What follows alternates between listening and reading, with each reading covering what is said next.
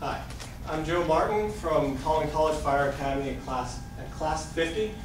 Today I'm going to be talking about fire safety for the college student. Let's face it, most adults, especially college students, don't think fire is that big of a deal to their daily life, that they aren't going to be affected by it. However, according to 2010 NFPA statistics, there were 1.3 million fires, 3,120 deaths, nearly 18,000 injuries, and over $11 billion in losses from fires in 2010. So, and according to the Firefighter's Handbook, 80% of those fire-related deaths occurred in the home. So, how do you prevent yourself from becoming one of these statistics? I'm going to go through some of the major causes, moving on to talking about fire extinguishers, smoke detectors, and finishing up with a few fire survival and fire planning techniques you can use. First of all, the #1 cause of fire-related death, according to the CDC, is from smoking. The easiest way to prevent this is just to stop, but if you ask any smoker, they're going to tell you it's just really hard. So what the NFPA tells us to do is the safest way is to smoke outside, use a large, wide, deep ashtray, and make sure that the cigarette butts are fully out before you dispose of them. Moving on to our #1 cause of fires according to the NFPA, as well as the #1 cause of fire-related injury, causing over 40% in both of those categories, is cooking. Cooking is very easy to actually prevent a fire if you just stay in the kitchen while you're cooking and watch your food. Now sometimes that's not going to be practical because say you're using a slow cooker or you're barbecuing outside. What you should do here is always set a timer and make sure to check your food regularly. If in the case that a fire does break out, the first thing you want to do is turn off the heat to your cooking surface. Now, if it's an oven, what you're going to do now is just leave the oven closed and let the fire burn itself out. You'd much rather lose your oven than your entire house. Now, if it's something on the cooktop, your best bet is a lid. Just carefully slide the lid over and let the fire smother itself out. Now, if this doesn't work, your best bet is your handy-dandy fire extinguisher. Now, these are good for very small fires that are localized to where it started. The best acronym for using a fire extinguisher is, according with NFPA, is PASS. PASS stands for pull the pin, aim the fire extinguisher at the base of the fire, squeeze, and then sweep the base of the fire. Now what I always do is make sure to burp it and make sure it is going to work before you go ahead and attack the fire, because that's the last thing you want to do. Now there's a few things that you need to maintain with your fire extinguisher. NFPA 10 is the regulation for fire extinguishers, and they tell us that the minimum size you need for a house is a 2A fire extinguisher, which is twice the size of this one, which is actually the one you're going to regularly see in a house, but they recommend twice the size of this one and at least half the size of this one. According to the Fire Protection Handbook, you want a maximum of 75 feet distance of travel to the closest fire extinguisher.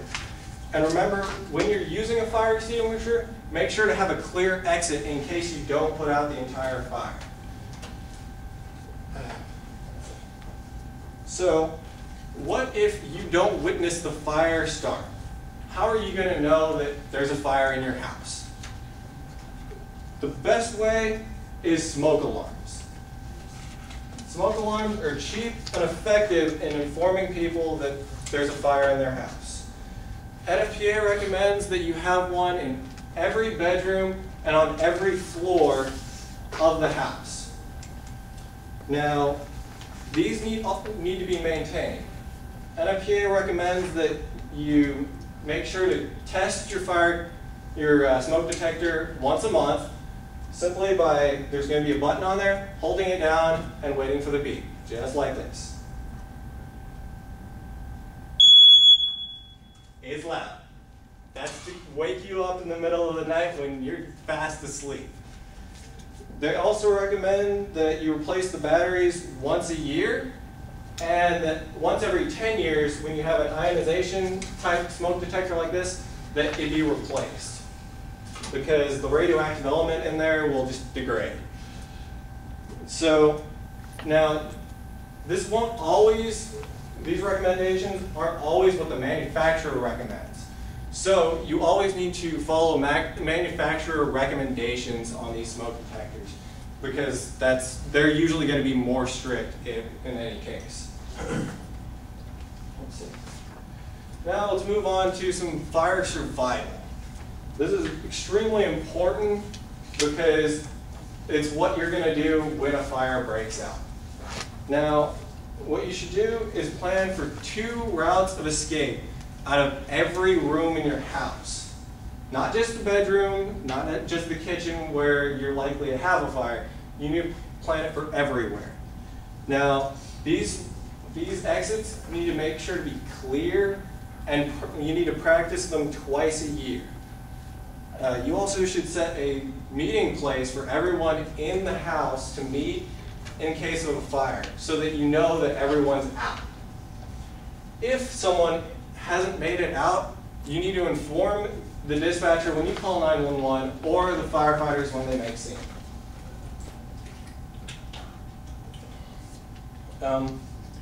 Now, if you have a 2nd-story house, most times they're only going to have like a stairwell to get out. On a 2nd story, you can use a window, as long as it's less than 15 feet off the ground, because according with EMS training, a significant fall that becomes life-threatening is anything that's over 15 feet or 3 times your height.